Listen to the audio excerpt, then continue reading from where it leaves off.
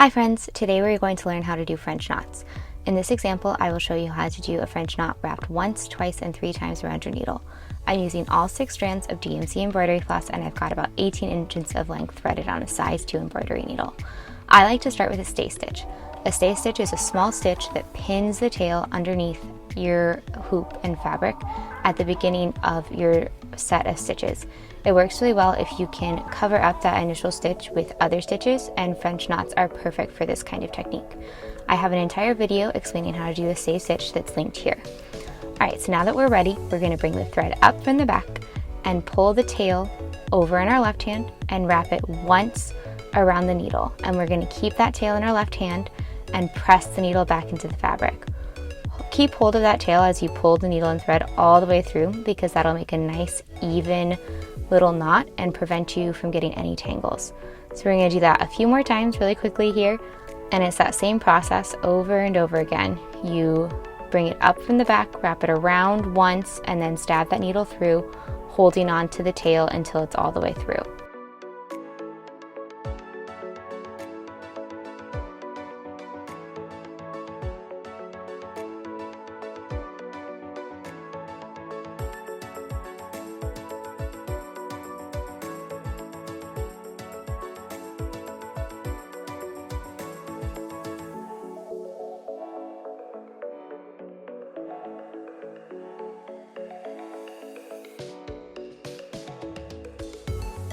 Now that we've done quite a few French knots here, we are going to weave our ends in at the back. So what we'll do is flip our hoop over and then take that needle and bury the needle underneath some of those stitches to weave the tail in underneath. And that will keep our tail secure, and we can just snip it right there without having to tie any knots at the back.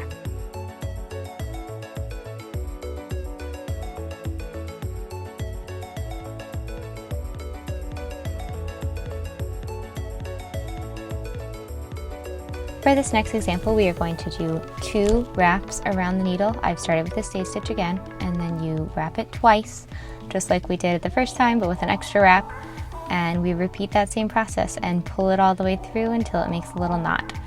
This makes a slightly larger knot because you wrapped it around more times than you did the first time.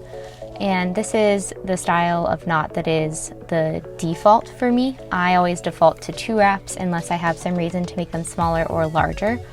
And I like the roundness of this knot. You get a little bit more oomph with each knot when you do 2 wraps. And I think it's great for filling up a large area in embroidery. And one of the things that you need to be careful of when you're doing this kind with 2 wraps around it is just to make sure that you're keeping hold of that tail so it doesn't tangle as you go.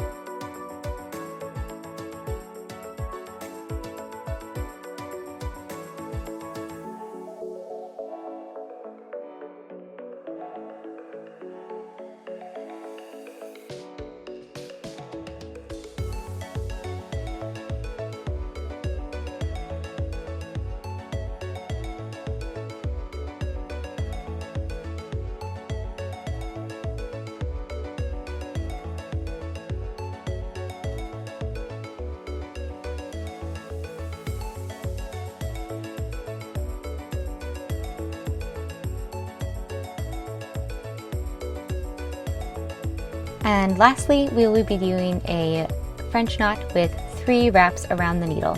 It's exactly what it sounds like. If you've gotten the hang of the first 2, this will be really straightforward for you as well, since we're doing the same thing that we did before, but this time wrapping that thread around 3 times.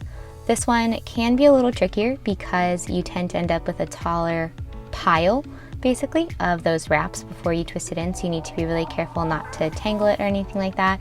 And this will make a much larger French knot. This is a much rounder knot as well, and if you're not careful wrapping it tightly, you can get some kind of like loose and squirrely ends there.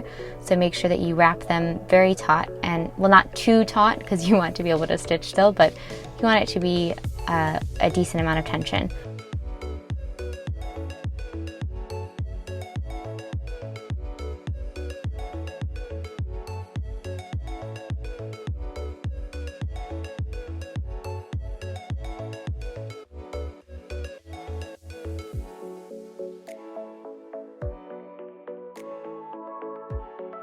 Just like with the other ones, we are going to weave our ends in and then trim that thread underneath, and you will have finished your round of French knots. I hope this video was helpful to you and that you enjoyed it. Here I'm going to show you the difference between all of the different sizes, and this might help you figure out which kind that you need for your next project.